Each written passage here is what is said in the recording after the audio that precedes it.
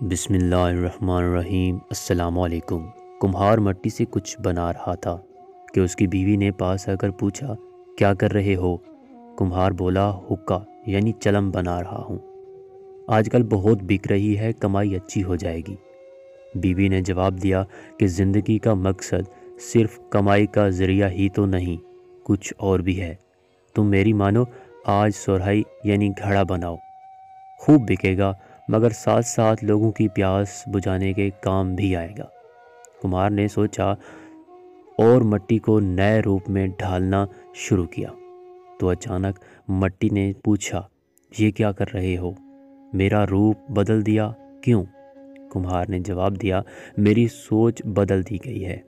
پہلے تمہارے پیٹ میں آگ بھر رہا تھا، اب پانی بھرے گا اور مخلوق خدا نفع حاصل کرے گی۔ مٹی بولی، تمہاری تو صرف سوچ بدلی ہے، میری تو زندگی بدل گئی ہے۔ میں تکلیف سے نکل کر آسانی میں آ گئی ہوں۔ ہم سوچ بدلیں، زندگی خود بخود بدل جائے گی۔ کوشش کریں اپنی سوچ، اپنی الفاظ اور اپنے محرکات کو ایسا روپ دیں کہ مخلوق خدا کے لیے نفع بخش ثابت ہوں۔